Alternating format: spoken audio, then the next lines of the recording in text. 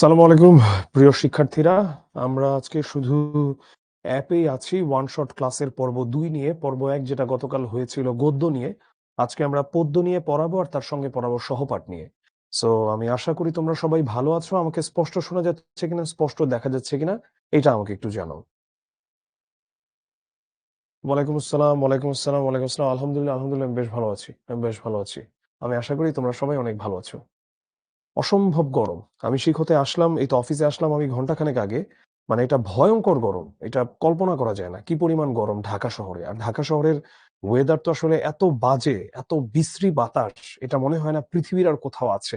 এত বাজে অবস্থা ঢাকা শহরে। মানে একটা শহর তার বসবাসের অযোগ্য হবার জন্য যতগুলো ক্রাইটেরিয়াতে সে উত্তীর্ণ হতে হয়, তার সবগুলো ক্রাইটেরিয়াতে উত্তীর্ণ হয়েছে আমাদের ঢাকা শহর।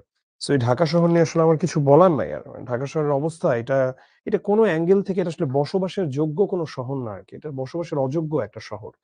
আমি আলহামদুলিল্লাহ বেশ ভালো আছি। ক্লাসটা কি রেকর্ডেড থাকবে? অফকোর্স অ্যাপে কেন ক্লাস রেকর্ডেড থাকবে না? অ্যাপে তো ক্লাস রেকর্ডেড থাকে অলওয়েজ। এনিওয়ে, আমরা হচ্ছে এখন ক্লাসটা স্টার্ট করে দিব। আমি আর কথা বাড়াবো না তোমাদের সঙ্গে। আর আরেকটা জিনিস, এখন আসলে এই শেষ মুহূর্তে আমাদের কারিগরি ক্লাস করার মতো সময় কারোই নেই। মানে তোমাদের কারোই নেই কারিগরি ক্লাস করার মতো সময়। এবং আমি কিন্তু চ্যাট অফ করে দিয়েছি। এখন তো কথার সময়ও নাই। আমি যা, যা বলছি গুরুত্বপূর্ণ তা একটু নোট করবা সুন্দর করে। অনেকেরই দেয়ালে পিঠ ঠেকে গেছে। কিছুই পড়াশোনা করো নাই ঠিকঠাক, যেটা সত্য কথা। অনেকের আমি লেখা দেখলেই বুঝতে পারি যে আসলে তুমি যে কি এইচএসসি দিবা, এটা আল্লাহ ভালো বলতে পারবেন। কারণ এই মুহূর্তে যদি তুমি আমার কাছে এমন সব উদ্ভট প্রশ্ন করো, যেই প্রশ্নগুলো আসলে একটা ফার্স্ট ইয়ারের স্টুডেন্ট করতে পারে, তো তখন আমার নিজেরও হচ্ছে ডাউট হয়। তো গদ্য গতকালকে যতটুকু পড়িয়েছি অতটুকু যদি মাথায় নিয়ে পরীক্ষার হলে যাও, ইনশাআল্লাহ গদ্য খুব ভালো করে উত্তর নিয়ে আসতে পারবা। একইভাবে পদ্য আজকে যা, যা পড়াবো এটা যদি একটু মাথায় রাখতে পারো। আর আজকে সহপাঠ পড়াবো সিরাজউদ্দৌলা। সো আমরা আশা করতে পারি যে ইনশাআল্লাহ তুমি একটা ভালো পরীক্ষা দিয়ে আসবা। তো চলো আর কথা না বাড়াই চলে যাই আজকের ক্লাসে। আজকে আমরা কবিতা পড়াবো। প্রথমেই হচ্ছে আমরা সোনার তরীতে যাব। সোনার তরী পড়ানোর আগে আমার একটু বলে নেওয়া উচিত সোনার তরী কতটুকু ইম্পর্টেন্ট। সোনার তরী থেকে প্রশ্ন আসবে এটা মোটামুটি 100% শিওর। সব বোর্ডেই প্রশ্ন আসে সাধারণত। সোনার তরী থেকে প্রশ্ন না আসলে অপরিচিতা থেকে আসবে, বা রবীন্দ্রনাথের 2টা থেকেও প্রশ্ন আসতে পারে। অ্যাটলিস্ট একটা থেকে তো প্রশ্ন আসবেই। সোনার তরী কবিতাটা আমাদের আগে দেখতে হবে। এই কবিতাটা কি নিয়ে কথা বলেছে এখানে? এখানে কথা বলেছে মূলত মহাকাল নিয়ে। মহাকালের প্রতীক এখানে কে? মহাকালের প্রতীক হচ্ছে এখানে নৌকা। এই নৌকা কি করে? এই নৌকা দেখায় যে মানুষ সৃষ্টির জগৎ থেকে হারিয়ে যায়, কিন্তু তার সৃষ্ট কর্মটা সৃষ্টি জগৎ থেকে হারিয়ে যায় না। মানে মানুষ যা সৃষ্টি করে, যেমন রবীন্দ্রনাথ ঠাকুরের কথাই যদি বলি, তার কবিতা গান এগুলো এখনো টিকে আছে, কিন্তু রবীন্দ্রনাথ কোথায়? তিনি অতল গহ্বরে হারিয়ে গেছেন মহাকালের। তো এই কবিতাটা হচ্ছে একটা রূপক কবিতা, যেই কবিতায় আমরা কৃষককে দেখতে পাই। কৃষক হিসেবে আমরা মানুষকে কল্পনা করতে পারি, বা যে কোনো মানুষ যিনি সৃষ্টির পেছনে কাজ করেন তাকে কল্পনা করতে পারি। হতে পারে কোনো কবি, লেখক, ঔপন্যাসিক, খেলোয়াড়, যে কেউ। আর এখানে তার সোনার ধান, যেটা সোনার ধান হচ্ছে তার সৃষ্টিকর্মগুলো। আর সেই সোনার ধান নিয়ে যায় কে? সোনার ধান নিয়ে যায় হচ্ছে যেই তরী আসে, গান গেয়ে তরী বেয়ে কে আসে পারে, দেখে যেন মনে হয় চিনিও হারে। সেই তরী হচ্ছে তার সোনার ধান নিয়ে যায়। আর তার যে মাঝি, ওখানে যে মাঝিটা থাকে, সো মাঝিটা কি করে? মাঝিটা হচ্ছে এখানে এই ধানের, বলতে পারো যে, মানে দিন শেষে মহাকালের মতো আরকি। মহাকাল যেভাবে মানুষের সৃষ্টিকে নিয়ে যায় কিন্তু মানুষকে ছুঁড়ে ফেলে দেয়, সো একই কাজ এখানে এই নৌকা করছে, নৌকার মাঝি করছে। তাহলে এখানে মহাকালের প্রতীক কে? এই নৌকার মাঝি এবং নৌকা ২ জনই আসলে মহাকালের প্রতীক। ঠিক আছে? আলাদা করে মহাকালের প্রতীক বলতে এখানে নৌকা নাকি মাঝি এরকম প্রশ্ন আসবে না। আর এই ধরনের কনফিউজড প্রশ্ন পড়তেও যাবা না। অনেকে করে কি, পরীক্ষার দিন সকালবেলাও নানা রকম কনফিউজিং প্রশ্ন বসে, বসে সলভ করে। কোন প্রয়োজন নাই। এখন যা পড়েছো তাই। আর যদি তুমি আমাকে বলো যে ভাইয়া ওইটা আমি মনে রাখতে পারি না, ওইটা মনে রাখতে না পারলে ওটা বাদ। এখন আর মনে রাখার মতো সময় নাই। এখন যা পড়েছো ওটাকেই ভালো মতো রিভিশন দাও। নতুন কোন তথ্য ধারণ করতে গেলে আম ছালা দুটোই যাবে। আমরা প্রথমে উদ্দীপকটাতে যাই, এবং আমি যেই কথাগুলো বললাম এগুলোর মধ্য থেকেই সৃজনশীল প্রশ্ন এসে থাকে। এর বাইরে থেকে সৃজনশীল প্রশ্ন সোনার তরী থেকে খুব একটা আসে না।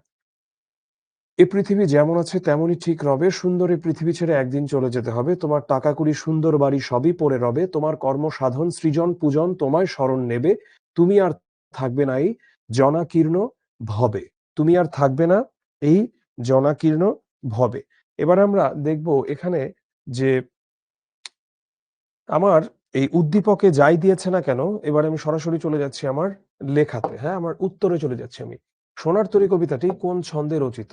এই কবিতাটা মাত্রাবৃত্ত ছন্দে রচিত। সোনার তরী কবিতাটা মাত্রাবৃত্ত ছন্দে রচিত। চারিদিকে বাঁকা জল করিছে খেলা, এটাকে তুমি আবার এবার ব্যাখ্যা করবা। ব্যাখ্যা করতে যে আমরা যেটা করি অনুধাবনমূলকে, ওই একই আলাপ প্রতিদিন পারবো না। সেটা হলো গিয়ে আমরা সৃজনশীল উত্তর করার জন্য এখানে লিখবো 1 লাইন। আর এটা আমরা কতটুকু লিখবো? এটা যেহেতু 2 নম্বর, এটা আমরা লিখবো 2 প্যারাতে। এবং আমরা পুরো সৃজনশীলটা লিখতে কতটুকু সময় নিব? আমরা সময় নিব 19 মিনিট। আমরা এখানে আরো কিছু কাজ করব, যেমন এই 2 প্যারার মধ্যে প্রথমে হচ্ছে এক কথায় উত্তর দিব। চারিদিকে বাঁকা জল করিছে খেলা চরণটির মধ্য দিয়ে বর্ষার জলস্রোত বেষ্টিত ছোট জমিটুকুর বিলীন হওয়ার আশঙ্কাজনক পরিস্থিতি ব্যক্ত হয়েছে। এবারে আমি বাকি অংশটুকু। সোনার তরী কবিতায় কবি নানা রূপক এবং দৃশ্যের অবতারণা ঘটিয়েছেন। তো উদ্ধৃত অংশের মধ্য দিয়ে তেমনি অসাধারণ একটি দৃশ্যকল্প তৈরি হয়েছে। কবিতায় ধানক্ষেতটি ছোট দ্বীপের মতো কল্পিত, তার চারপাশে ঘূর্ণায়মান স্রোতের উদ্দামতা। এত কঠিন বাংলায় লেখার প্রয়োজন আছে? কোনো প্রয়োজন নাই। লিখলে ভালো, না লিখলেও ফুল মার্কস পেতে পারবা যদি ভেতরের লেখা ঠিকঠাক থাকে। নদীর বাঁকা জলস্রোত পরিবেষ্টিত ছোট্ট জমিটুকুর আশু বিলীন হওয়ার ইঙ্গিত রয়েছে এই অংশে। দরকার নাই এত কঠিন করে লেখা। লিখবা যে নদীর বাঁকা জলস্রোতে ঘেরা এই ছোট্ট জমিটার বিলীন হয়ে যাওয়ার সম্ভাবনা আছে। শেষ, এভাবে লিখলেও হবে। এখানে বাঁকা জল কালস্রোতের প্রতীক। বাঁকা জল কিসের প্রতীক? বাঁকা জল কালস্রোতের প্রতীক। এটা যদি তুমি নাও লেখো কোনো প্রবলেম নাই। চারিদিকে বাঁকা জল করিছে খেলা বলতে কি বোঝাচ্ছে, এটা তুমি ফরম্যাট মেইনটেইন করে লিখলেই 1+1 2 নম্বর তুমি পেয়ে যাবা। তাহলে আমরা যত নম্বর তত প্যারা, 2 নম্বর হলে 2 প্যারা, 3 নম্বর হলে 3 প্যারা, আর ক নম্বরটা আমরা 1 লাইনে লিখবো। আর আমরা এভাবে ভেঙে ভেঙে লিখবো। আর এটা কতটুকু লিখবো? এটা লিখবো আমরা আধা পৃষ্ঠা। এটা লিখবো আমরা কতটুকু? এটা লিখবো আমরা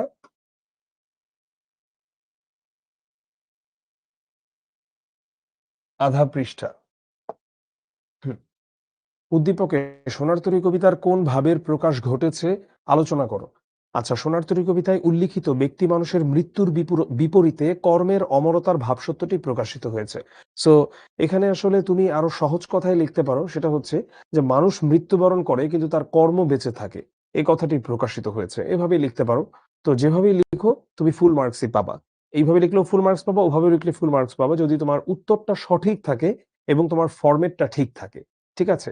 সো এরপরে আমরা বললাম, এটা নিয়ে একটু বড় করে কথাবার্তা বললাম।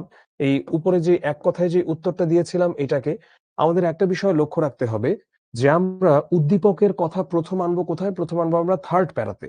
থার্ড প্যারার আগে আমরা উদ্দীপক নিয়ে কোনো কথাবার্তা বলবো না। তো উদ্দীপক নিয়ে আমি কথাবার্তা যখন শুরু করব তখন স্বভাবতই একটা তুলনা চলে আসে, বা একটা আহ মানে সাদৃশ্য বৈসাদৃশ্য এই বিষয়গুলো চলে আসে। সো উদ্দীপকে বলা হয়েছে ক্ষণস্থায়ী জীবনে আমরা ভালো মন্দ ভুলে বিভিন্ন কাজে জড়িয়ে পড়ি। তো আমরা সৃষ্টির উদ্দেশ্য ভুলে গিয়ে ক্ষণস্থায়ী জীবনের প্রতি বেশি মনোযোগী হই। অথচ কৃতকর্ম ছাড়া সবকিছুই একদিন ম্লান হয়ে যাবে। সোনার তরী কবিতায়ও আমরা এই ভাবসত্যটি পাই। কৃষকের সোনার ধান নৌকাতে স্থান হলেও ব্যক্তি কৃষকের স্থান সেখানে হয় না। ব্যক্তি শুধু তার কর্মের জন্যই স্মরণীয় হয়ে থাকবেন। তাই বলা যায় যে আলোচ্য কবিতার ব্যক্তি মানুষের মৃত্যুর বিপরীতে কর্মের অমরতার ভাবসত্যটি উদ্দীপকেও ফুটে উঠেছে। তাহলে এইভাবে আমরা লিখলেই একদম 3-এ 3 পেয়ে যাব। আর এটা আমরা কতটুকু লিখব? এটা আমরা লিখব 1 পৃষ্ঠা। গ নম্বরটা আমরা লিখব 1 পৃষ্ঠা। ঠাঁই নাই ঠাঁই নাই ছোট সেতুরি। সোনার তরী কবিতার উক্ত চরণ ও উদ্দীপকের ভাবসত্ত্ব অভিন্ন। অভিন্ন মানে কি? একই। এটা বিশ্লেষণ করতে বলা হয়েছে। তো মানুষের কর্মের ঠাঁই হলেও ব্যক্তি মানুষের ঠাঁই হয় না। সোনার তরী কবিতার এই ভাবসত্যটি উদ্দীপকটিতেও ফুটে উঠেছে। সোনার তরী কবিতায় কবি মানুষের জীবনের অনিবার্য পরিণতির দিকটির প্রতি আলোকপাত করেছেন। কবিতায় দেখা যায়, ভাই আপনি একটু হুমায়ুন ভাইকে বলবেন নিচে হচ্ছে একটা ফুড পান্ডার ডেলিভারি আসবে, ওইটা আসলে যাতে 4 তলায় দিয়ে যায় এই রুমে। ঠিক আছে? হ্যাঁ। তো সোনার তরী কবিতায় কবি মানুষের জীবনের অনিবার্য পরিণতির দিকটির প্রতি আলোকপাত করেছেন। আমরা একটু দ্বিতীয় প্যারার দিকে তাকাই। আমরা দেখো প্রথম প্যারায় যে কথাটা লিখেছি এই কথাটাকেই কিন্তু আমরা একটু ব্যাখ্যা করে এখানটাতে দিচ্ছি। নতুন কোনো কিছু আর এখানে দিচ্ছি না।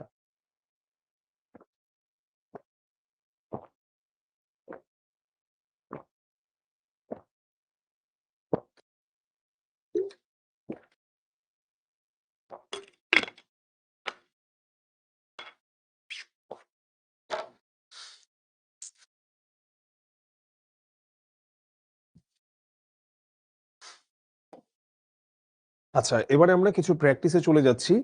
রবীন্দ্রনাথ ঠাকুরের প্রথম কাব্যগ্রন্থের নাম কি? উনার প্রথম কাব্যগ্রন্থের নাম হচ্ছে বনফুল। যশোর বোর্ডে আসা প্রশ্ন। রবীন্দ্রনাথ ঠাকুর কত সালে বাংলা সাহিত্যে নোবেল পুরস্কার পেয়েছিলেন? তিনি ১৯১৩ সালে নোবেল পুরস্কার পেয়েছিলেন। আর ঘন বরষা শব্দটির মাধ্যমে কবিতায় মূলত কি বোঝানো হয়েছে? ঘন বরষায় মূলত বোঝানো হয়েছে তুমুল বর্ষা।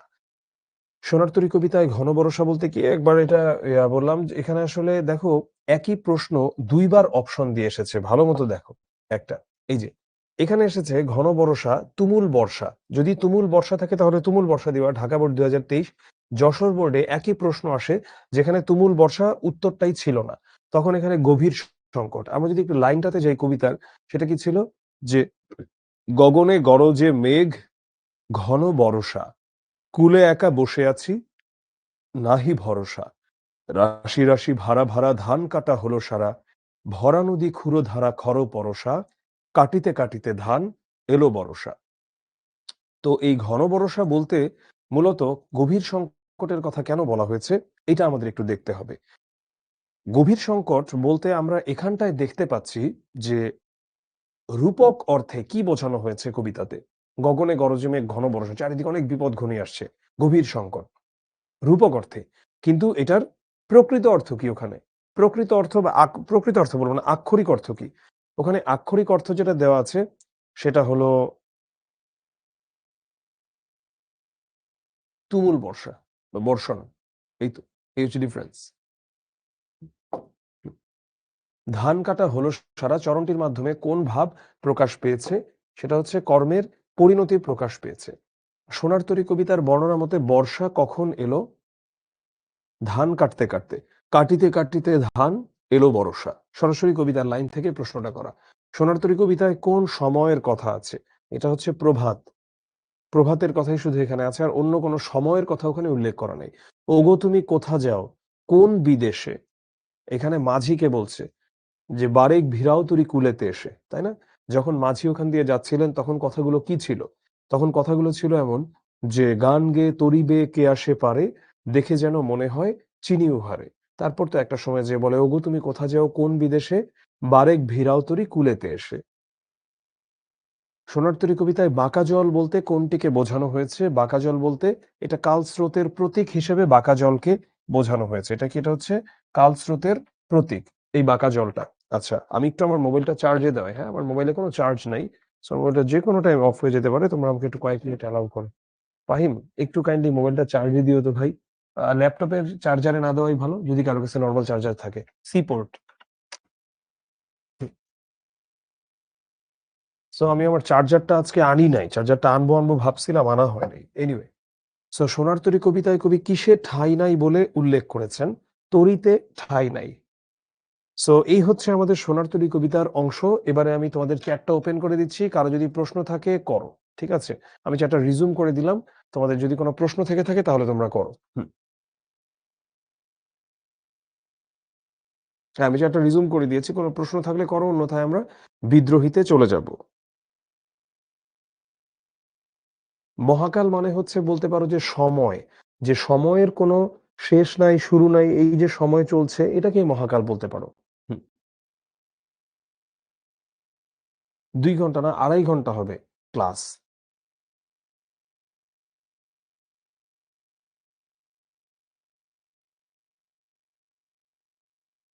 আচ্ছা, নৌকা হচ্ছে এখানে মহাকালের প্রতীক আর কি।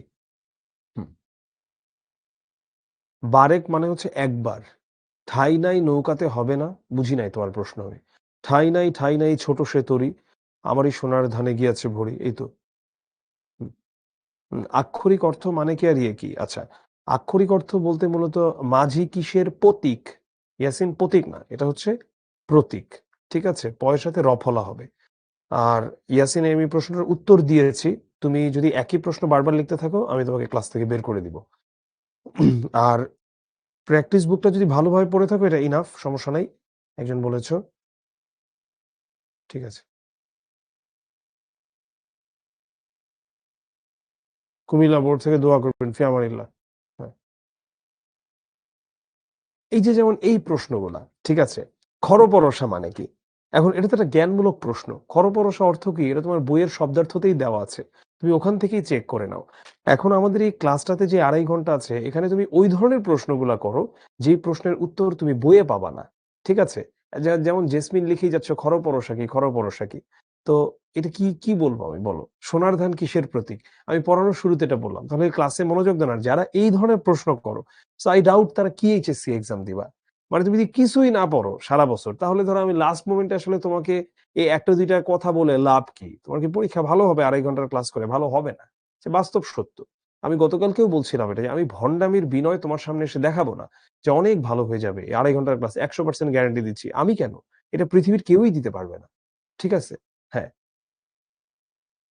ওকে ঠিক আছে। আমি ফালতু প্রশ্ন এই মুহূর্তে চাচ্ছি না। এই যে 'সোনার তরী' কোন গ্রন্থ থেকে নেওয়া? সো 'সোনার তরী' কোন গ্রন্থ থেকে নেওয়া তুমি এটা বইয়েই পাচ্ছ। ঠিক আছে? হুম। বিয়ের সময় অনুপমের বয়স কত ছিল? আমরা অপরিচিতা পড়াচ্ছি না। এটা গতকালকে পড়িয়েছিলাম। সো এখন শেষ। অপরিচিতা নিয়ে এখন কোন প্রশ্ন না আর। হুম, ওকে ঠিক আছে। এই যে কনফিউজড কথাবার্তা 1880 সালে এটা সেটা বাদ। কনফিউজড কোন কিছু এখন আর ভাবার দরকার নাই। বিদ্রোহী কি স্কিপ করা যায়? বিদ্রোহী স্কিপ করাটা খুব রিস্কি। কারণ বিদ্রোহী থেকে প্রশ্ন আসবে এর সম্ভাবনা অনেক বেশি। হুম। বাংলা ২য় বছরের উপর ক্লাস নেবে। হিরণময় ভাই ইনশাআল্লাহ ক্লাস নেবে। ওগো তুমি কোথা যাও কোন বিদেশে? এটা দিয়ে মূলত প্রথমত এটা থেকে সৃজনশীল আসবে না। সো বাদ। এটা আমি বুঝাইতে যাব না। হুম, হ্যাঁ। আচ্ছা, ঠিক আছে। এই যেমন একজন প্রশ্ন করছে, "স্যার এক্সামের আগে ভাই আপনার নোট আর ক্লাস দেখে গেলেই কি হবে?" যদি তুমি আগে থেকে কিছু পড়ে থাকো তাহলে হবে। আর যদি তুমি আগে থেকে কিছুই না পড়ে থাকো তাহলে আমি কেন? যদি বহু ভাষাবিদ ডক্টর মোহাম্মদ শহীদুল্লাহও যদি আজকে বেঁচে থাকতেন এবং তোমার ক্লাস নিতেন, কোনো লাভ হইতো না। কোনো উন্নতি হবার সম্ভাবনা ছিল না। তরু ছায়ামসী শব্দের অর্থ কি? এই যে দেখো ধরো প্রশ্ন করেই যাচ্ছে। এই ধরনের প্রশ্নগুলো যারা, এরা জ্ঞানমূলক প্রশ্ন করতেছো। যেটা তোমার বইয়ে আছে ওই প্রশ্নগুলো আমাকে কইরো না। করে সময় নষ্ট করো না তোমার। এটা তোমার কমন সেন্সটা খাটাও। এটা তুমি বইয়ের শব্দার্থতে গেলেই পাচ্ছ। এটা আমাকে জিজ্ঞাসা করার কোনো প্রয়োজন নাই এই মুহূর্তে। তরু ছায়া মসৃণ মাখা মানে কি? বা খরপরশা মানে কি? বারেক মানে কি? এটা তো দেওয়াই আছে তোমার শব্দার্থতে। বরং তুমি এমন প্রশ্ন করো, যেই প্রশ্নটা করলে তুমি এমন কিছু জানতে পারবা যেটা হয়তোবা তোমার পরীক্ষায় কোনো মার্কস বাড়াতে সাহায্য করবে, যেটা তুমি বইয়ে পাবা না। ঠিক আছে? ওকে।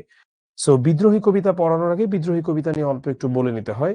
বিদ্রোহী কবিতার মাঝে আমরা কাজী নজরুল ইসলামের এমন একটা রূপ পাই যেখানে তিনি সকল অন্যায্যকে, সকল অন্যায়কে, সকল নেতিবাচকতাকে ছিঁড়ে খুঁড়ে ফেলেছেন। ঠিক আছে? বলবীর চির উন্নত মম শির শির নেহারি আমারি নত শির ওই শিখর হিমাদ্রির।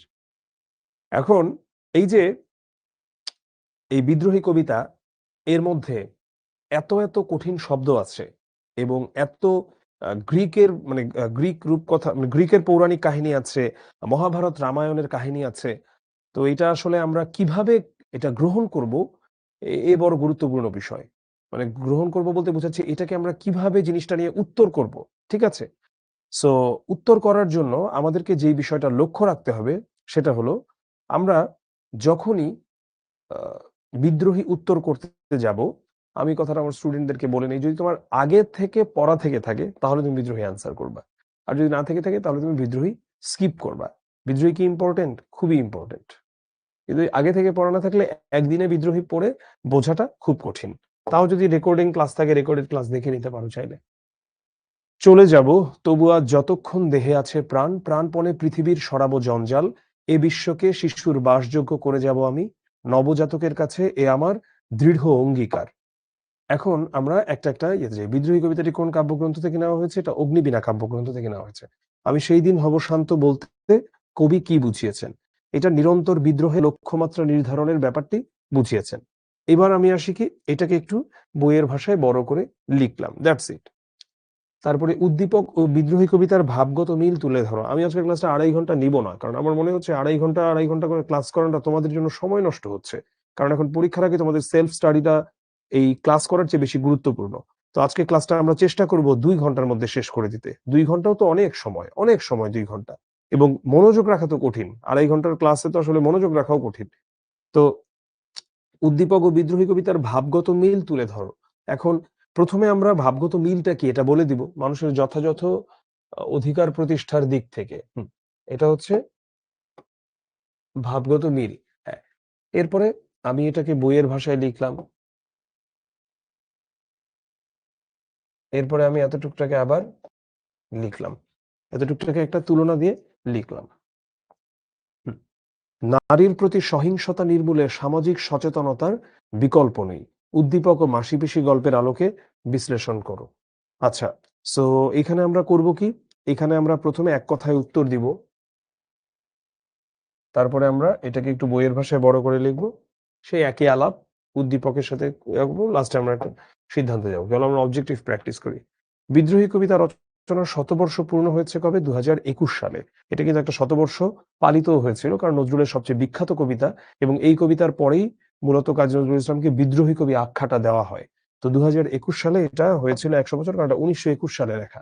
শির নেহারি আমারই নত শিরই শিখর হিমাদ্রির, এটাতে কি প্রকাশ পেয়েছে? আগে দেখি, নেহারি মানে কি, মানে দেখে, মানে আমার শির বা আমার মাথা, উঁচু মাথা দেখে নত শির, মাথা নিচু করে ফেলে ওই শিখর হিমাদ্রির। হিমাদ্রি মানে কি? হিমাদ্রি মানে হচ্ছে হিমালয়। হিমালয়ের চূড়া এখানে মাথা নিচু করে ফেলে আমার উঁচু মাথা দেখে। এই চরণটাতে মূলত কি প্রকাশ পেয়েছে? তীব্র আত্মবিশ্বাস প্রকাশ পেয়েছে। এখন আমি গতকাল একটা বিষয় বলছিলাম, প্রসেস অফ এলিমিনেশন। এলিমিনেশন মানে বাদ দেওয়া, এখানে যে ভুল উত্তর বাদ দিতে থাকা। প্রবল অহংকার, এখানে কোথাও অহংকার নাই, সো বাদ। চরম দুঃসাহস, এটা হইলেও হইতে পারে। বিপুল প্রত্যাশা, এটা বাদ। তো এখানে দুঃসাহস আসলে হচ্ছে না, বরং এখানে আত্মবিশ্বাসী হচ্ছে। অনেকেই এই ধরনের কথা বলো যে ভাইয়া বহুপদী সমাপ্তি সূচক গুলোতে বা অনেক অবজেক্টিভে আমার কাছে তো মনে হয় 2-3টা অপশন সবই ঠিক। মোটেও সবই ঠিক না। তুমি একটু মনোযোগ দিয়ে যদি দেখো এবং শব্দগুলোর অর্থ যদি বুঝতে পারো, তাহলে তুমি দেখবা মোটেও সবগুলোর উত্তর, মানে সবগুলো এক না, এক একটা এক এক বিষয়। ঠিক আছে? সো আমি দলে যাই যত বন্ধন, যত নিয়ম কানুন শৃঙ্খল, এই পংক্তির মাধ্যমে কি বোঝানো হয়েছে? এই পংক্তির মাধ্যমে কি বোঝানো হয়েছে? পংক্তি, হ্যাঁ, ওয়েট।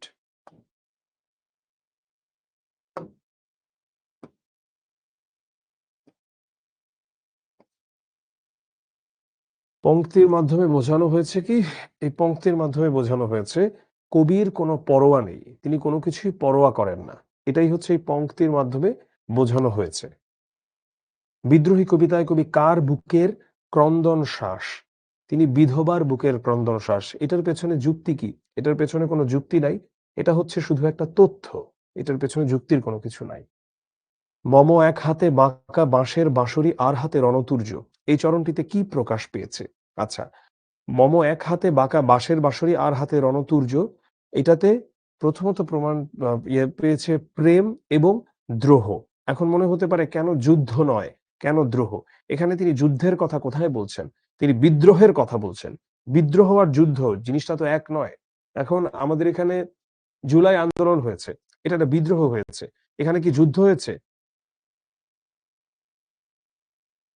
সালাম আলাইকুম। আমাদের স্টুডেন্টস নাকি? ও আচ্ছা আচ্ছা, জানি না আমাদের বাংলা ক্লাস করা হয়েছে কিনা। ও আচ্ছা আচ্ছা আচ্ছা আচ্ছা। এসএসসি, আচ্ছা, ওদেরকে কি আমি স্ক্রিনে একটু আনবো? হ্যাঁ, আচ্ছা, যদি ওরা কমফোর্টেবল না থাকে সমস্যা নাই।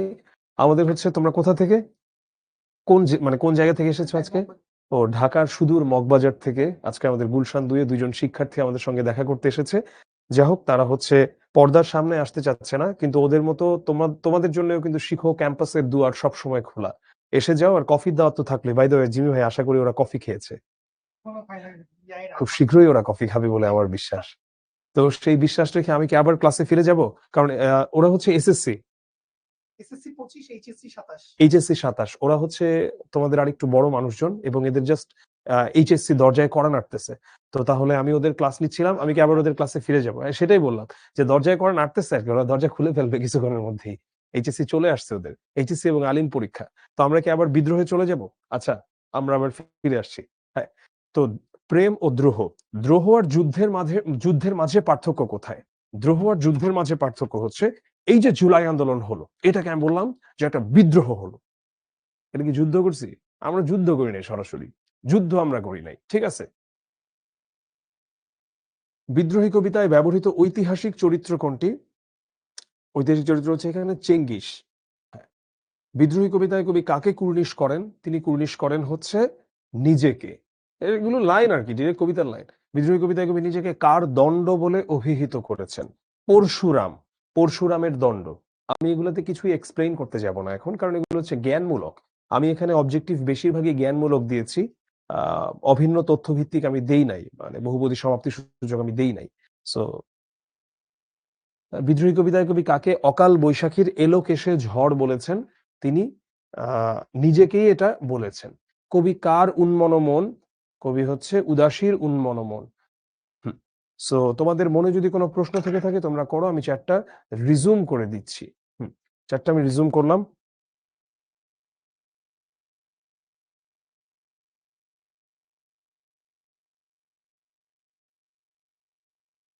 হ্যাঁ ভাইয়া, 19 মিনিটে লিখতে পারি না সৃজনশীল।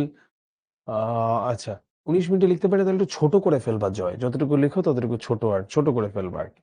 ঠিক আছে। মানব কল্যাণ স্কিপ করে আমার পথ পড়লে হবে না? হ্যাঁ হবে। মানব কল্যাণের চেয়ে আমার পথ আরো গুরুত্বপূর্ণ। বিদ্রোহী পড়েছি, এরপরে কঠিন লাগে। হ্যাঁ ভাই, আসছে নাকি ভাই? আচ্ছা ঠিক আছে ঠিক আছে, ওকে। আহ শির নেহারিকা তো বলা হয় নাই, শির নেহারি ওটা বোঝানো হয়েছে, একটু আগে মাত্রই তো বুঝাইলাম এটা। হ্যাঁ ঠিক আছে।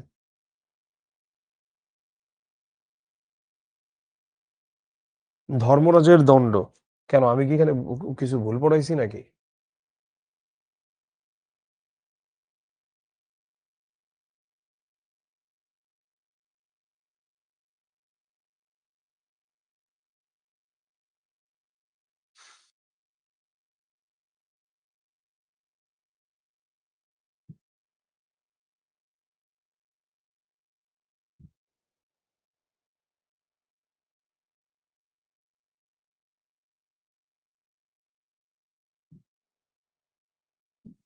হুম। হ্যাঁ, এই ক্লাসের এইটা তুমি পাবা, পিডিএফ হিসেবে পাবা। ঠিক আছে। সো আমি চলে যাচ্ছি। হুম। আর আসলে কথা বাড়ানোর মতো সময় নাই, আমি চলে যাচ্ছি।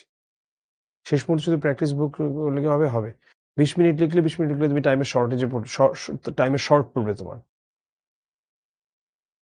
চ্যাট পজ করে দিয়েছি। আমরা এবারে প্রতিদানে চলে যাচ্ছি। বাই দ্য ওয়ে, আমরা ক্লাসটা একটা ব্রেক দিব।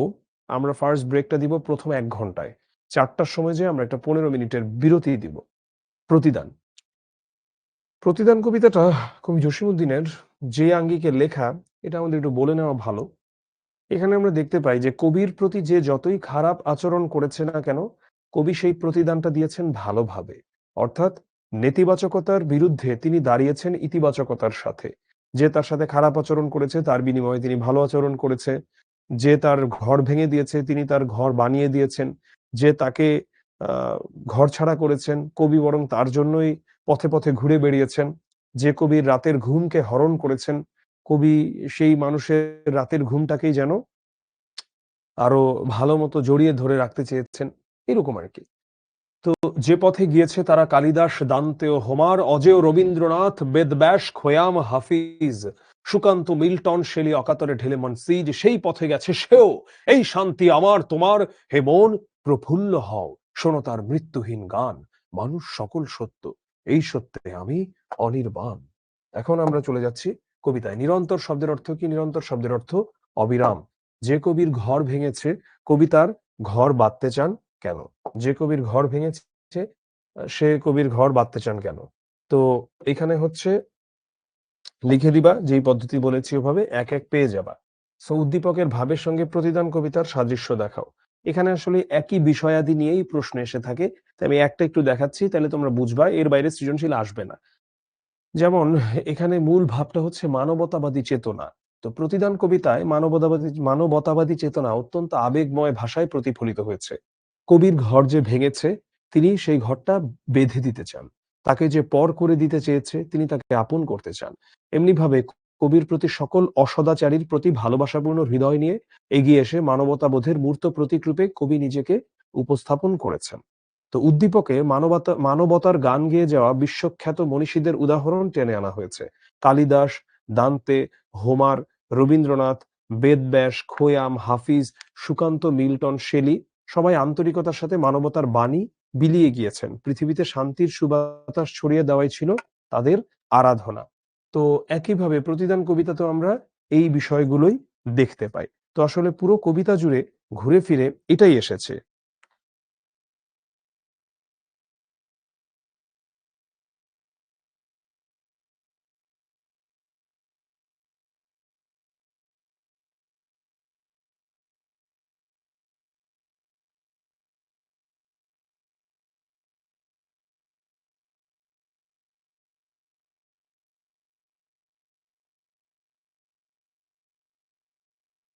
হুম।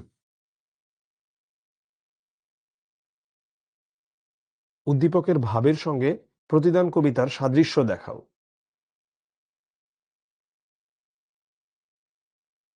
সো সেই শাশ্বত মানবতা বোধের কথাই বলা হয়েছে পুরোটা জুড়ে। যেখানে দেখিয়েছে যে কালিদাস, দান্তে, হোমার, রবীন্দ্রনাথ, বেদব্যাস কিংবা খোয়াম, হাফিজের মতো মানুষরা যেই পথে হেঁটেছে, তেমনি কবিও হচ্ছে একই পথে হেঁটেছে। মানবতার গান গেয়ে, শান্তি প্রতিষ্ঠা নিয়ে, এগুলো এর বাইরে কোনো সৃজনশীল আসে না। চলো অবজেক্টিভ প্র্যাকটিস করি। আমারে ঘর ভাঙিয়াছে যেবা, আমি বাঁধি তার ঘর। এই পংক্তিতে কি বোঝানো হয়েছে? এটা মূলত পরোপকারের কথা বলা হয়েছে। প্রতিদান কবিতায় কবি কার ঘর বাঁধেন? যে কবির ঘর ভেঙেছে। ময়মনসিংহ বোর্ডের প্রশ্ন ছিল। চট্টগ্রাম বোর্ডের প্রশ্ন, প্রতিদান কবিতায় কে পথের বিভাগী হয়েছেন? কবি স্বয়ং, কবি নিজেই পথের বিভাগী হয়েছেন। প্রতিদান কবিতায় কেমন রজনী জাগার কথা বলা হয়েছে? দীঘল রজনী, দীঘল মানে দীর্ঘ। যে গেছে বুকেতে আঘাত হানিয়া তার লাগি আমি কাঁদি। এই পংক্তি দ্বারা কি বোঝানো হয়েছে? এই পংক্তি দ্বারা বোঝানো হয়েছে সর্বংসহা মনোভাব। প্রতিদান কবিতায় কবি বিষে ভরা বানের পরিবর্তে কি দেন? বুক ভরা গান। বুক ভরা গান বলতে কি বোঝানো হয়েছে? ভালোবাসা বোঝানো হয়েছে। কাটা পেয়ে তারে ফুল করি দান, এটা দিয়ে কবি কি বুঝিয়েছেন? পরার্থপরতা বুঝিয়েছেন। প্রতিদান কবিতায় কবিকে যে পর করেছে, কবি তার জন্য কি করেন? কবি তার জন্য কেঁদে বেড়ান। এখানে এগুলো সরাসরি আসলে জ্ঞানমূলক প্রশ্ন, বুঝছো? মানে এখানে তো আসলে কোনো ব্যাখ্যা নাই এই জিনিসগুলা। সরাসরি কবিতার লাইন এগুলো।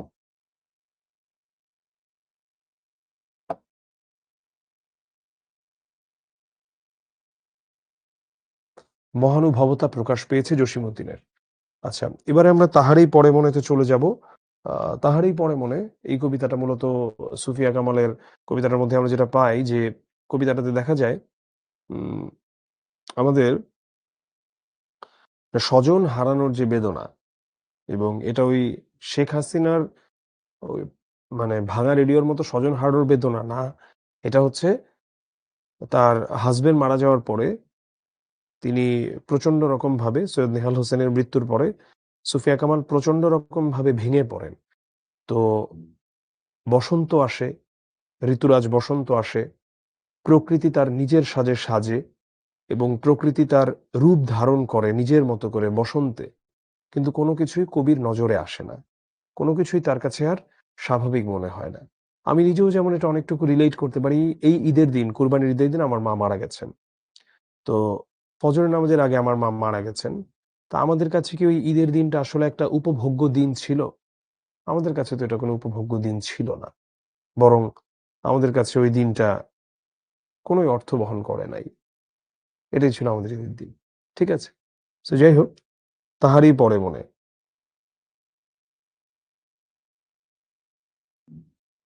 এটা বরিশাল বোর্ডে ২০২৪ সালে এসেছিল। এই হচ্ছে তাহারই পরে মনে। হুম। পুষ্পারতি শব্দের অর্থ কি?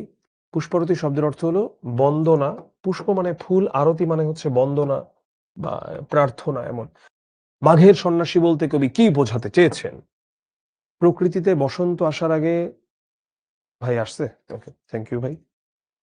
প্রকৃতিতে বসন্ত আসার আগে সন্ন্যাসীর মতো কুয়াশার চাদর দিয়ে যে বিদায় নেয় বলে কবি শীতকে মাঘের সন্ন্যাসী বলেছেন। তাহলে এখানে মাঘের সন্ন্যাসীকে, মাঘের সন্ন্যাসী হচ্ছে এখানে শীত।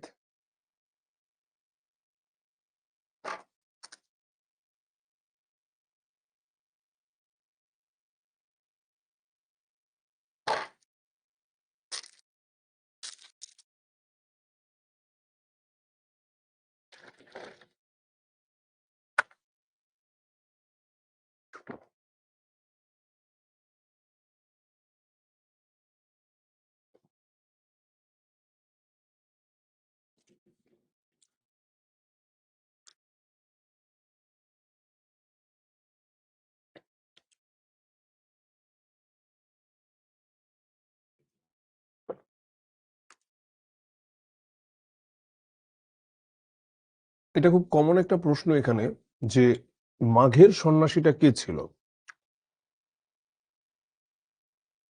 প্রকৃতিতে বসন্ত আসার আগে শীত কি করে? সে অনেকটা সন্ন্যাসীর মতো হয়ে যায়। কুয়াশার চাদর গায়ে জড়িয়ে বিদায় নেয় বলে শীতকে মাঘের সন্ন্যাসী বলা হয়েছে কবির কল্পনায়। এটাকে আমরা একটু বর্ণনা করি। যেমন শীতের কিছু রিক্ততা আছে। শীতে কি হয়? সব গাছপালার পাতা-টাতা সবকিছু ঝরে যায় এবং বসন্ততে কি হয়? সেটা আবার নতুন রূপে সজ্জিত হয়। তাহারই পরে মনে কবিতার সাথে উদ্দীপকের যে সাদৃশ্য পাওয়া যায় এটা বর্ণনা করো। তো চলো দেখি এখানে উদ্দীপকের সাথে কি সাদৃশ্য আছে এবং ঘুরে ফিরে এর বাইরে আসলে প্রশ্ন আসে না। এই ধারণগুলো থেকেই সাধারণত প্রশ্নগুলো এসে থাকে।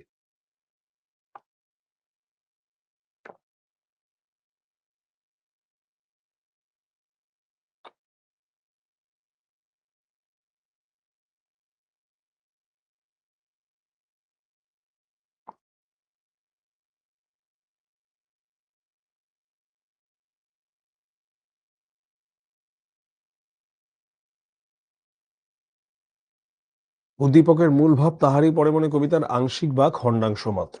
সো আমরা এখানে দেখতে পাচ্ছি যে এখানে প্রিয়জনকে হারানোর যে বিষয়টা এটা আসলে ওইভাবে খুব করে আসে নাই। তো প্রকৃতিতে বসন্তের আগমন ঘটলেও কবি যেটা বরণ করে নিতে মানে প্রস্তুত নন এমন। তো উদ্দীপকে ঋতু বৈচিত্র্যের কথাটা এসেছে কিন্তু মানে কবিতার এতে আংশিক ভাবটা আসলে প্রকাশ পায়। স্বজন হারানোর বেদনা এটা নিয়ে আসলে বলা হয় নাই। এজন্যই বলা যায় এই মন্তব্যটা যথার্থ। চলো আমরা চলে যাচ্ছি সরাসরি অবজেক্টিভে। তাহারই পরে মনে কবিতায় কার প্রতি কবির তীব্র বিমুখতা? বসন্তের প্রতি কবির তীব্র বিমুখতা। আর ডেকেছে কি সে আমারে শুনি নাই রাখিনি সন্ধান। এখানে সে কে? বসন্ত ঋতু। বসন্ত ঋতুর কথা বলেই কবি এই কথাটা বলেন।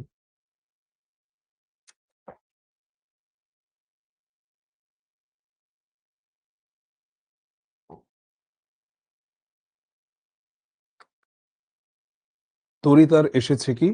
তাহারই পরে মনে কবিতায় তরি কিসের প্রতীক? তরি হচ্ছে বসন্তের প্রতীক।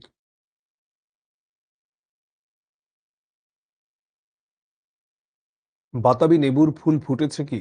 তাহারই পরে মনে কবিতার এই চরণ দ্বারা কি প্রকাশিত হয়েছে? কবির হাহাকার।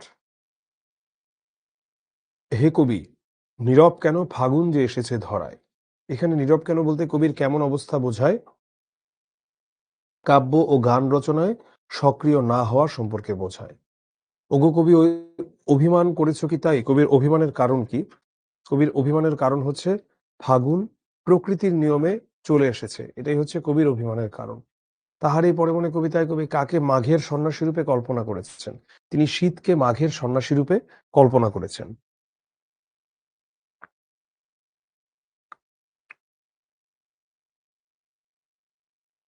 তাহারই পরে মনে কবিতায় পুষ্পশূন্য দিগন্তের পথে কে চলে গেছে? মাঘের সন্ন্যাসী। তাহারই পরে মনে কবিতায় ধরায় কার আসার কথা বলা হয়েছে? ফাগুনের কথা বলা হয়েছে। কবি সুফিয়া কামাল কেমন আঁখি তুলে দক্ষিণ দুয়ার খুলেছে কিনা এই প্রশ্ন করেছেন। স্নিগ্ধ আঁখি তুলি।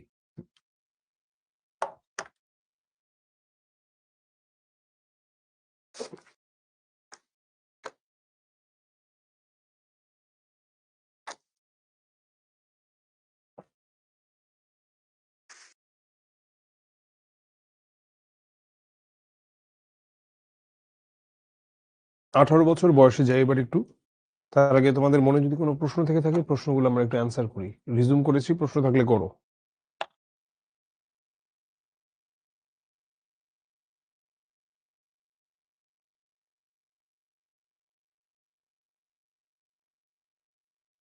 এনামুল একটা সুন্দর প্রশ্ন করেছে। অনেক উদ্দীপক পড়ে বোঝা যায় না যে উদ্দীপকটা থেকে প্রশ্ন মানে উদ্দীপকটাই বোঝা যায় না। সো এটা চিন্তা নাই। সুমাইয়া কোনটা ভুল ছিল বলো? বিদ্রোহী কবিতা 1922 প্রকাশিত হয়েছিল। এক্সাক্টলি এটা 2022 হবে। ওখানে 2020 দেওয়া ছিল। 2022 হবে এটা। গদ্য পদ্য থেকে কোন একটা লিস্ট ইম্পর্টেন্ট। 18 বছর বয়স। List important. কবিতার সারমর্ম বলবো। হুম। প্রতিদান কি স্কিপ করা যাবে? চাইলে করতে পারো হুমায়ুন কবির, বাট এটা তো অনেক সোজা। প্রতিদান ইম্পর্টেন্ট আছে যদিও। এটা তো সোজা, এটা স্কিপ কেন করবা? বায়ান্নর দিনগুলি বাদ, এটা বাদ।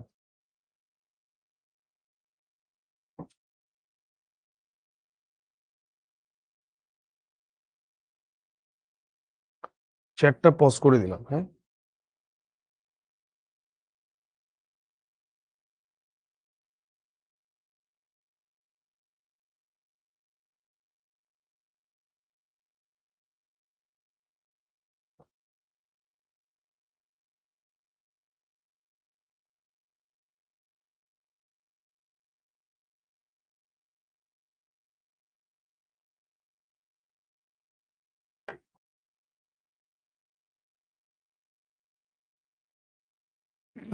আঠারো বছর বয়স কি জানে?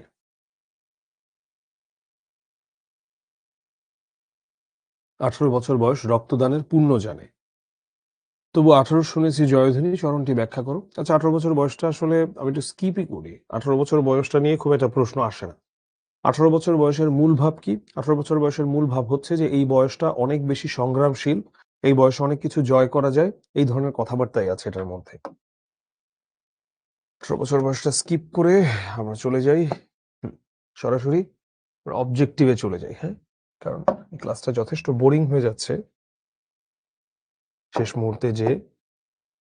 সুকান্ত ভট্টাচার্য আমৃত্যু কোন পত্রিকার সম্পাদক ছিলেন? তিনি দৈনিক স্বাধীনতার সম্পাদক ছিলেন। সুকান্ত ভট্টাচার্য তার কাব্যে একাত্মতা ঘোষণা করেছেন বিপ্লব এবং মুক্তির পক্ষে। সুকান্ত ভট্টাচার্য ফ্যাসি বিরোধী লেখক শিল্পী সংঘের পক্ষে কি কাব্যগ্রন্থ সম্পাদনা করেন? আকাল। সবচেয়ে কম বয়সে মৃত্যুবরণকারী কবি কে? অফকোর্স সুকান্ত ভট্টাচার্য।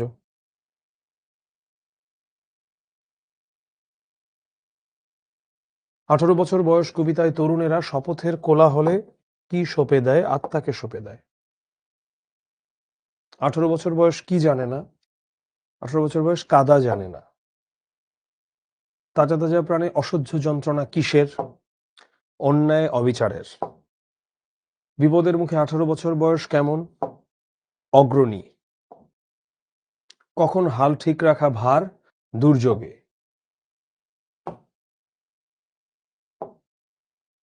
এই বয়স কালো লক্ষ্য দীর্ঘশ্বাসে। এটা দ্বারা কি বোঝানো হয়েছে? ব্যর্থতার দীর্ঘশ্বাস। সো ফেব্রুয়ারি 1969-এ এবারে আমরা একটু যাব। ফেব্রুয়ারি 1969 নিয়ে একটু পড়ব। আমি ফেব্রুয়ারি 1969-এর এখানে যেই ইয়েটা আছে এটা আমি একটু ওপেন করলাম। আর কবিতায় তোমরা বেশিরভাগ টাইমে এমনই দেখতে পাবা এখানে যেই উদ্দীপকটা দেওয়া হয়েছে, উদ্দীপকটা নিজেও একটা কবিতা। সো এটা একটু পড়ো, তারপর আমি আসছি।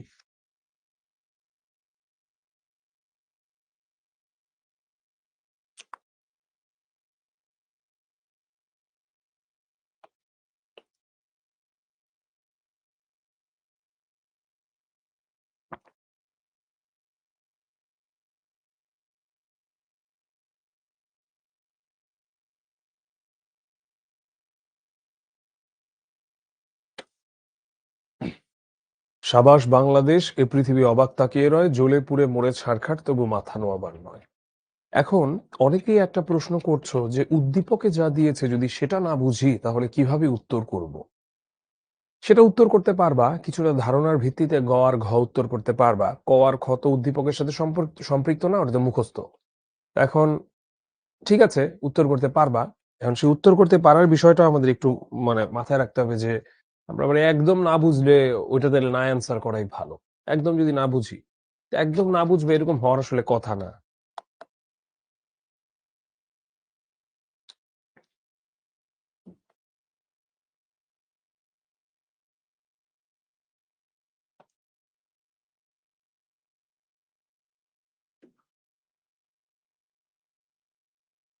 কুমিল্লা বোর্ডের প্রশ্ন গত বছরের।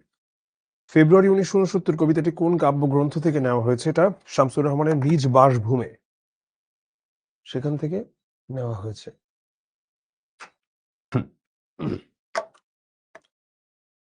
চতুর্দিকে মানবিক বাগান, কমল বন হচ্ছে তছনছ। এই বাক্যটি দ্বারা কি বোঝানো হয়েছে?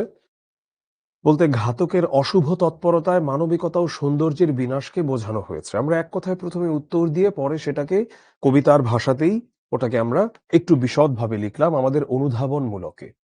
এবারে আমরা যাচ্ছি উদ্দীপকের বক্তব্যের সাথে। ফেব্রুয়ারি 1969 হবে। কবিতার মূল বক্তব্যের সাদৃশ্য তুলে ধরা, অ্যাজ ইউজুয়াল যেভাবে গ নম্বর লিখতে হয় লিখলাম। ঘ নম্বরে ফেব্রুয়ারি 1969 কবিতার মর্মার্থ আংশিক ধারণ করেছে, আমরা যেভাবে দিয়ে থাকি। সো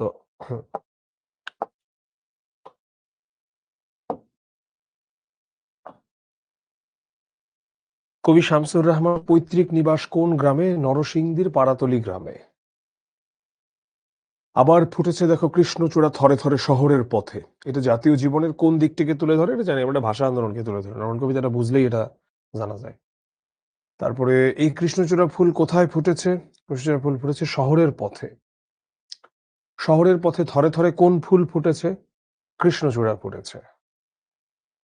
কবিতায় কোন ফুলের উল্লেখ আছে? একই কথা, কৃষ্ণচূড়া ফুলের উল্লেখ আছে। এই ঘুরে ফিরে কৃষ্ণচূড়া নিয়ে অনেক প্রশ্ন এসেছে। কৃষ্ণচূড়া ফুলকে কবির কাছে কেমন মনে হয়? শহীদের ঝলকিত রক্তের বুদবুদ, আমাদের চেতনার রং। কারণ এতে রয়েছে কি? এতে রয়েছে ইতিহাসের উদ্দীপনা। কবিতায় কে শূন্যে ফ্ল্যাগ তোলে? সালাম শূন্যে ফ্ল্যাগ তোলে।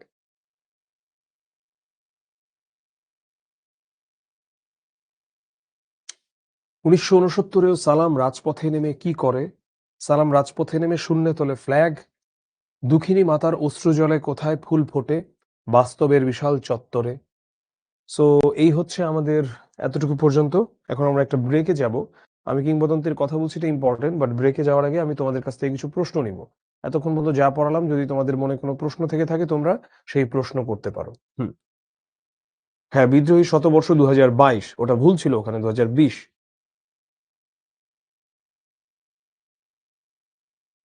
পদ্য কোনটা স্কিপ করব? আমি কিংবদন্তির কথা বলছি, স্কিপ করতে পারো। 18 বছর বয়স, স্কিপ করতে পারো। আচ্ছা, আমি মূলভাবে আরো সময় দিচ্ছি।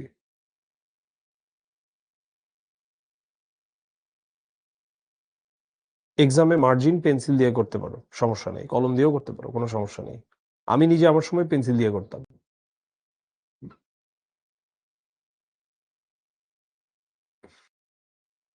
লাস্ট এমসিকিউটা আয়শা দেখতে চাইছে। দুঃখিনী মাতার অশ্রু জলে কোথায় ফুল ফোটে? বাস্তবের বিশাল চত্বরে।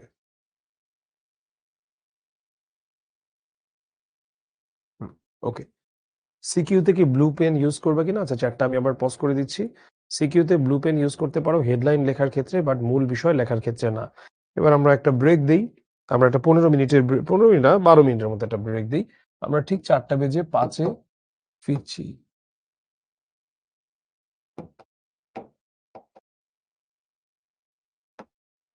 12 মিনিটের একটা ব্রেক দিলাম। ইনশাল্লাহ ঠিক 4টা বেজে 5 মিনিটে তোমাদের সঙ্গে আমার দেখা হচ্ছে।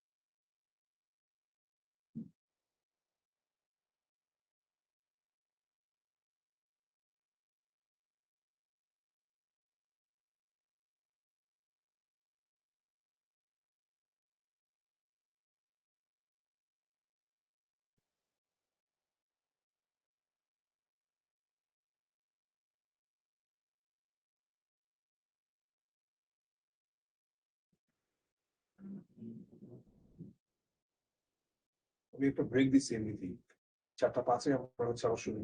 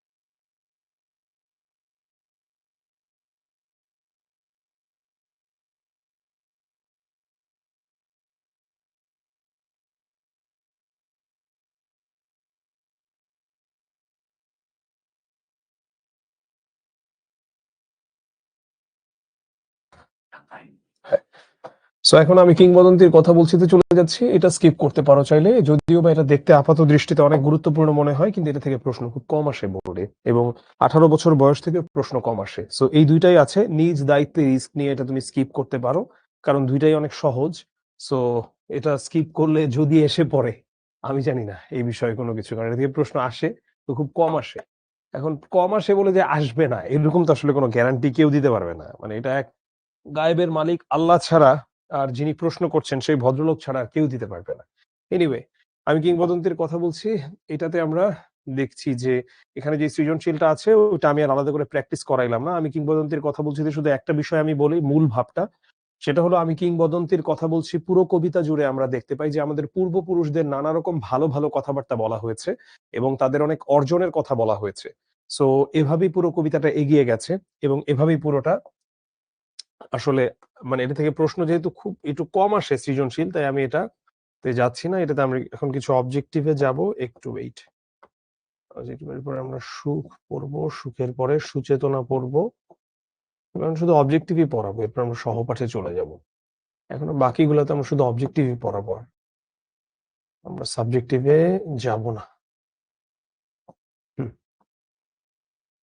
ভাষা আন্দোলন এবং মুক্তিযুদ্ধ কোন কবির কবিতায় বিষয় হিসেবে বিশেষ প্রাধান্য পেয়েছে? আবু জাফর ওবায়দুল্লাহর আমি কিংবদন্তির কথা বলছি।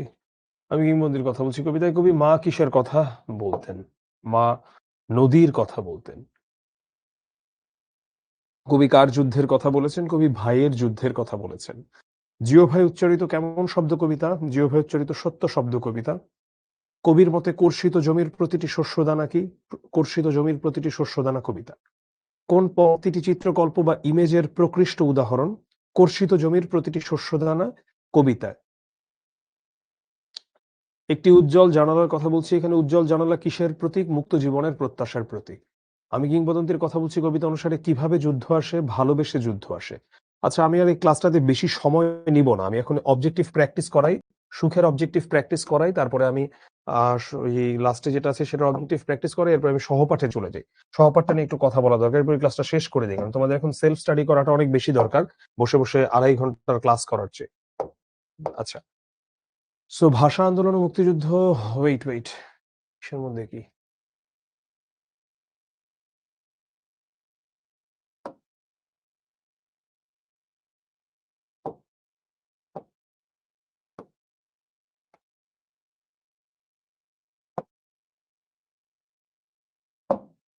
সুখ কবিতায় পথিক মরুর মাঝে কি খুঁজে বেড়ান? আলিমের চ্যাপ্টার, যেহেতু এটা আলিমে এসেছিল, জল খুঁজে বেড়ান। সুখ কবিতায় আমিত্বকে বলি দিয়া বলতে কবি কি বুঝিয়েছেন? কবি দাম্ভিকতাকে পরিহার করা বুঝিয়েছেন। 2023 আলিমে এসেছিল। আত্মসুখ কিসের মাধ্যমে খুঁজতে হবে? দিন দুঃখীর ব্যথা দূর করে। সুখ কবিতায় কবি নিজ সুখ ভুলে কিসের কথা ভাবতে বলেছেন? পরের কথা। সুখ কবিতায় কবি কি করতে বলেছেন? বিলিয়ে দিতে বলেছেন। সুচেতনাতে যাই, চলো। এগুলোতে সময় নষ্ট করবো না, আমরা এখন এই লাস্টের দিকের চ্যাপ্টার গুলোতে। আমরা এখন এখানে, আমি এই তোমরা স্লাইডটা দেখে নিবা। আমি এখানে জ্ঞানমূলক, অনুধাবনমূলক কোনটার জন্য কি গুরুত্বপূর্ণ, সুখ এবং সুচেতনা দুটাতে আমি দিয়েছি। কবি জীবনানন্দ দাশ সুচেতনাকে দূরতর দ্বীপ বলেছেন কেন? ওয়েট, কারণটা হচ্ছে মানুষের মাঝে সচরাচর দেখতে পাওয়া যায় না বলে এটাকে তিনি দূরতর দ্বীপ বলেছেন। পৃথিবীর গভীরতর অসুখ এখন বলতে কবি জীবনানন্দ দাশ কি বুঝিয়েছেন? মানুষের মাঝে মানবিকতার অভাবকে। সুচেতনা কবিতায় কবি কার গভীরতর অসুখ এখন বলে উল্লেখ করেছেন? পৃথিবীর। সুচেতনা কবিতায় কবি পৃথিবীতে আগমন করেছেন কিভাবে? অবচেতন ভাবে। শাশ্বত রাত্রির বুকে কি উদয় হবে? শাশ্বত রাত্রির বুকে আলোকিত পৃথিবী উদয় হবে। চলো আমরা সহপাঠে চলে যাই, আর কথা না বাড়াই। সিরাজউদ্দৌলা। হ্যাঁ, সো সিরাজউদ্দৌলার একটা এখানে পড়াবো সৃজনশীল, মোটামুটি বলা যায় এই ধরনেরই আসবে, এর বাইরে খুব একটা কিছু আসার সম্ভাবনা নাই, এর আশেপাশে লতায় পাতাই আসবে। শহীদ ক্যাপ্টেন বাশার চট্টগ্রাম সেনানিবাসে কর্মরত ছিলেন। স্বাধীনতা যুদ্ধ শুরু হলে ক্যাপ্টেন বাশার সেনানিবাস পরিত্যাগ করে হালি শহরে অবস্থান নেন এবং পাকিস্তান আর্মির বিরুদ্ধে প্রবল প্রতিরোধ গড়ে তোলেন। পাকিস্তানি বাহিনী এদেশীয় দালাল মারফত তার অবস্থান শনাক্ত করলে তিনি ধৃত হন, মানে তাকে ধরে। তাকে ক্যাম্পে বন্দী করে রাখা হয় এবং অমানুষিক নির্যাতন করে তথ্য আদায়ে ব্যর্থ হয়ে গুলি করে হত্যা করা হয়। এরকম নির্যাতনেও তিনি দমে যাননি। এরকম নির্যাতনেও দমে যায়নি মুক্তিপাগল বাংলার মানুষ। মুক্তিকামী জনতার সম্মিলিত সংগ্রামের ফলে এদেশ স্বাধীন হয়েছে। এবার আমরা সেই কোম্পানির ঘুষখোর ডাক্তার কে ছিলেন? কোম্পানির ঘুষখোর ডাক্তার ছিলেন কে? ছিলেন হলওয়েল। আমি জ্ঞানমূলকটা বলি, তোমরা এটা আল্লাহর বাস্তে ছেড়ে দিবা সহপাঠেরটা। যদি পারো তাহলে খুব ভালো, না পারলেও ভালো। কারণ জ্ঞানমূলককে প্রশ্ন করার মতো এত কিছু আছে সহপাঠে, তোমাকে চাইলেই আটকে ফেলতে পারে। সো এইটার জন্য আসলে এখন সময় দেওয়ার মতো সময় আমাদের নাই এবং দরকার নাই। আমাদের তো দরকার নাই ফুল মার্কস পাওয়ার। আমাদের ৮০ পেলেই হলো। ব্রিটিশ সিংহ ভয়ে লেজ গুটিয়ে নিলেন, এ বড় লজ্জার কথা। সংলাপটি বুঝিয়ে লেখো। ফোর্ট উইলিয়াম দুর্গে নবাব সিরাজউদ্দৌলার আক্রমণের মুখে ইংরেজরা পালিয়ে যাওয়ায় প্রশ্নোক্ত মন্তব্যটি করা হয়েছে। ১৭০৬ সালে প্রতিষ্ঠিত ফোর্ট উইলিয়াম দুর্গ ইংরেজরা নবাবের বিনা অনুমতিতে সামরিক শক্তি বৃদ্ধি করে। ঠিক আছে, বুঝলাম। তাই নবাব ওই দুর্গ আক্রমণ করে। ইংরেজ সৈন্যরা নবাবের সৈন্যদের আক্রমণের মুখে দিশেহারা হয়ে পড়লে ক্যাপ্টেন মিনচিন, কাউন্সিলর ফকল্যান্ড ও ম্যানিংহাম নৌকাযোগে দুর্গ থেকে পালিয়ে আত্মরক্ষা করেন। শেষ পর্যায়ে ক্যাপ্টেন ক্লেটন ও গভর্নর ড্রেকের সাথে পরামর্শের নাম করে আত্মরক্ষার্থে সব প্রতিজ্ঞা ভুলে দুর্গ থেকে পালিয়ে যান। তাই ব্যঙ্গার্থে প্রশ্নোক্ত কথাটি বলা হয়েছে। আমাদেরকে একটা বিষয় লক্ষ্য রাখতে হবে যে আমরা ক এবং খ এই দুইটাকেই ধরবো। যদি এটা পাই কমন, আলহামদুলিল্লাহ। আমি সহপাঠের কথা বলছি। যদি না পাই তাও আলহামদুলিল্লাহ। কারণ এইটার কোনো সার্টেইনটি নাই। কিন্তু খালি রেখে আসবা না। কতে তুমি খালি রেখে না আসলেও বা ভুলভাল লিখলেও তোমাকে শূন্য দিবে তুমি যদি ঠিকটা না লিখো। খতে টিচারের যদি দয়া হয় তবে তুমি ভুলভাল লেখার পরেও তোমাকে ১ নম্বর দিতে পারে। ঠিক আছে? সো খালি রেখে আসবা না ঘুণাক্ষরে। উদ্দীপকের এদেশীয় দালাল সিরাজউদ্দৌলা নাটকের কোন কোন চরিত্রের প্রতিনিধিত্ব করে আলোচনা করো। আচ্ছা, এদেশীয় দালাল সিরাজউদ্দৌলা নাটকের পলাশির যুদ্ধের বিশ্বাসঘাতক চরিত্রগুলোর প্রতিনিধিত্ব করে। এখন আমরা ধরো বিশ্বাসঘাতকদের কথা আমরা বলবো। তো সিরাজউদ্দৌলা নাটকে নবাব সিরাজউদ্দৌলার অধিকাংশ অমাত্য ও সেনাপতি অর্থ ও ক্ষমতার লোভে নবাবের বিরুদ্ধে ষড়যন্ত্রে লিপ্ত হন।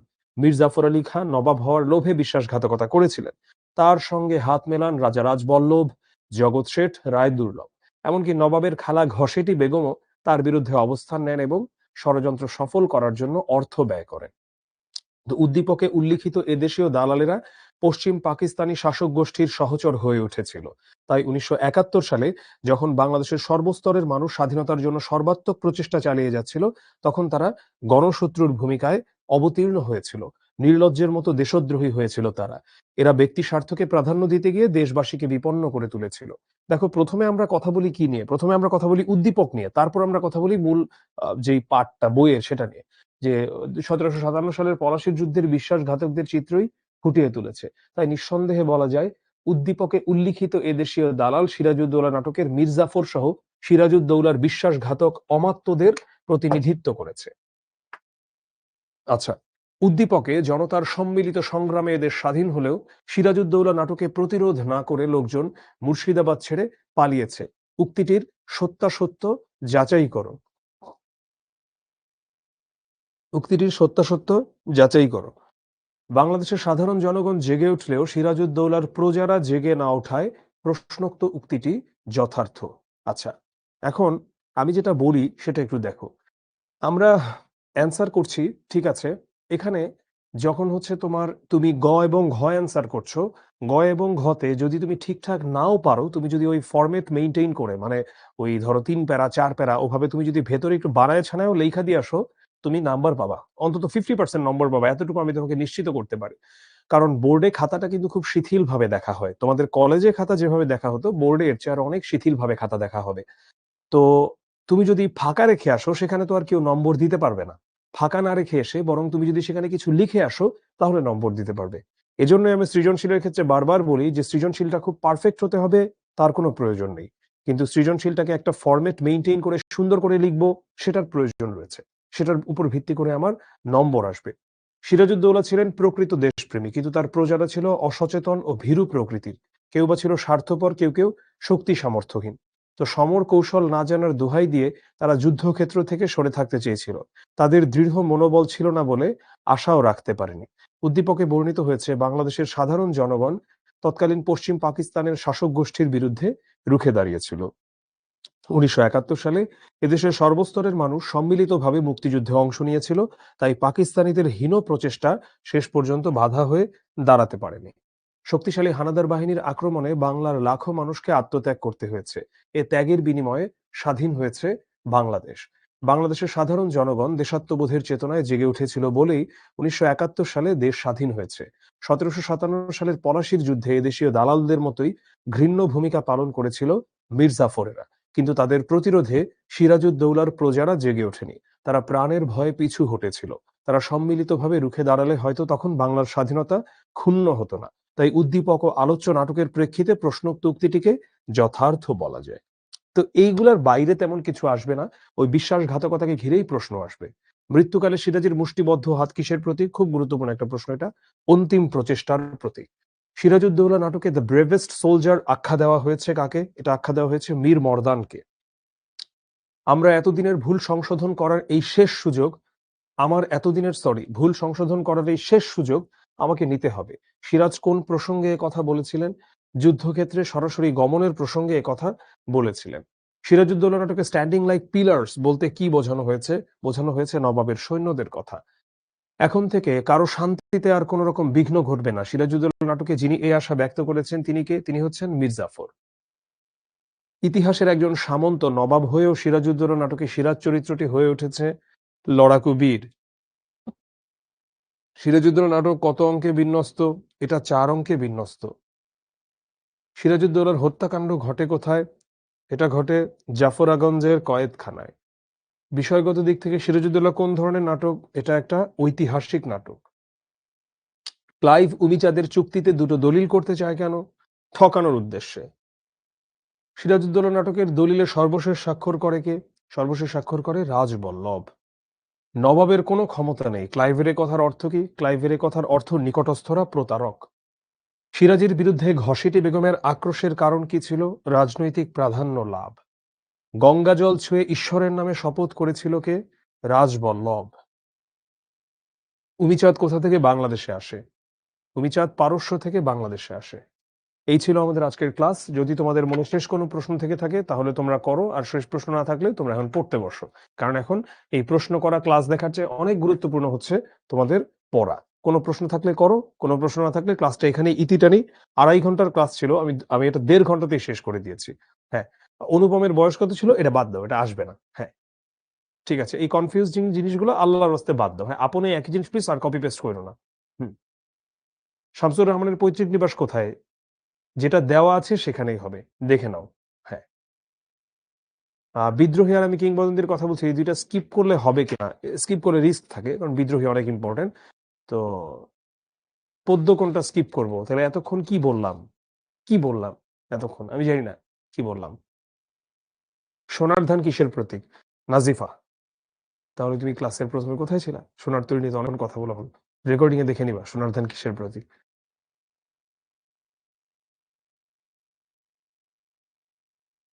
হ্যাঁ, ফি আমানিল্লাহ। তোমাদের জন্য অনেক অনেক দোয়া থাকলো। আর ঘ কত পৃষ্ঠা লিখবো এটা অনেকবার বলা হয়েছে কানিস ফাতেমা, আমি আবারও বলছি। ক লিখবা 1 লাইন, খ লিখবা আধা পৃষ্ঠা, গ 1 পৃষ্ঠা, ঘ 1.5 পৃষ্ঠা। পুরো সৃজনশীল 19 মিনিটের মধ্যে শেষ করবা, এবং যে করেই হোক একবার রিভিশন দিবা শেষ করে। আর সবাই হচ্ছে শেষ করে আসতে হবে সৃজনশীল, এই নিয়ত রাখতে হবে। ঠিক আছে? সবাই ভালো থাকো, সুস্থ থাকো। আল্লাহ হাফেজ। সালাম আলাইকুম। শুভকামনা থাকলো পরীক্ষার জন্য।